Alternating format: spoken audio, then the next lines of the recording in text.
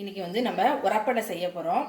அதுக்கு வந்து அகிலாராணி YouTube channel போய் பார்த்தீங்கன்னா தெரியும். நான் எப்படி அதில் என்னென்ன எவ்வளோ அளவுன்னு போட்டிருக்கேன். அந்த அளவு அதுமாரி அரைச்சிக்கோங்க. இதுமாரி குறைன்னு அரைச்சிக்கணும். அது ரொம்ப நைஸாக அரைக்கக்கூடாது. அடைக்கி இதுமாரி அரைச்சி வச்சுக்கணும். அப்புறம் வந்து கட்டி பெருங்காயம் ஊற வச்சு சேர்த்து அரைக்கிறதுனால அரைச்சிக்கலாம். இல்லை நான் இந்த தூள் பெருங்காயம் போடுறதுனால போட்டுக்கலாம். ஆனால் கட்டி பெருங்காயம் போட்டால் நல்லா வாசனையாக இருக்கும். நான் இன்றைக்கி ஊற வைக்க மறந்துட்டேன். அதனால் தூள் பெருங்காயம் தான் போட்டுக்க போகிறேன். அதில் உப்பு போட்டு அரைச்சிட்டேன். இதில் உப்பு, மிளகாய், பருப்பு, அரிசி எல்லாம் போட்டு அரைச்சிட்டேன். இன்றைக்கி வந்து பரங்கி பிஞ்சு அடை செய்ய போகிறோம். உரப்படையில் பரங்கி பிஞ்சு அடை செய்ய போகிறோம். அதுக்கு என்னென்ன வச்சுருக்கேன்னு காமிக்கிறேன் உங்களுக்கு. சின்ன வெங்காயத்தை நல்லா பொடி பொடியாக அரிஞ்சு வச்சுருக்கேன்.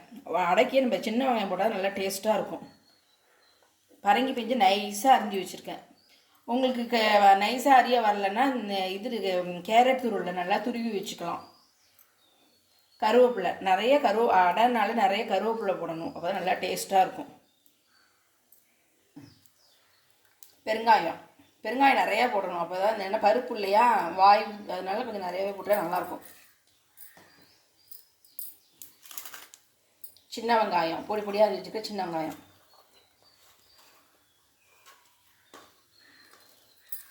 பரங்கி பிஞ்சு,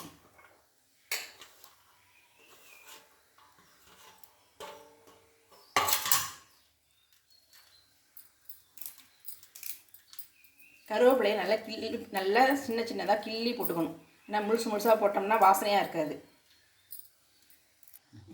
எல்லாத்தையும் போட்டுட்டேன். இப்போ எல்லாத்தையும் கிண்டணும்.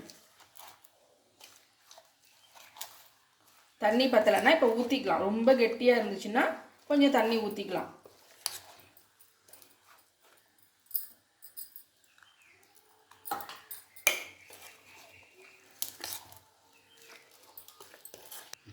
இப்போ அடையை ஊற்றுவோம்.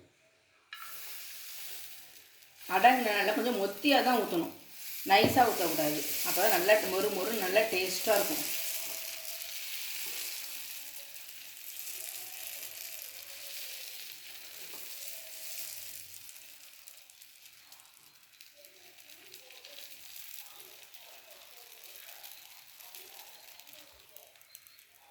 நடுவில் அப்படியே கொஞ்சம் ஒரு ஓட்டை போட்டுக்கணும்.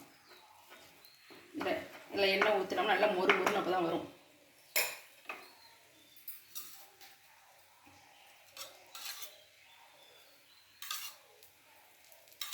தீ நல்லா வச்சுக்கணும். அப்போ நல்லா வேகும். கொஞ்சம் அடைனா கொஞ்சம் நிறைய எண்ணெய் ஊற்றணும். அப்போ தான் நல்லா வேகும். ஏன்னா பருப்புலாம் போட்டுக்கோம் இல்லையா.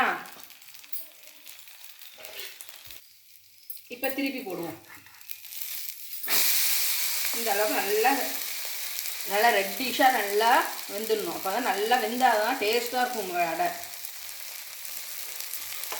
திரும்பவும் ஒரு ஸ்பூன் எண்ணெய் இப்படி மேலாப்பில் ஊற்றி விட்டுருணும். இப்போ அடை நல்லா வெந்துருச்சு. இப்போ எடுத்துருவோம்.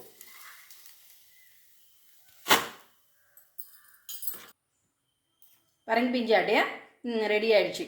இதுமாரி நீங்களும் பரங்கி பிஞ்சு அடை செஞ்சு பாருங்கள். ரொம்ப டேஸ்ட்டாக இருக்கும். இதோட நெய் இல்லைன்னா வெண்ணெய், நாட்டு சர்க்கரை கூட தொட்டு சாப்பிட்லாம். ரொம்ப டேஸ்ட்டாக இருக்கும். இதுமாரி ஒரு தடவை பரங்கி பிஞ்சு அடை செஞ்சு பாருங்கள்.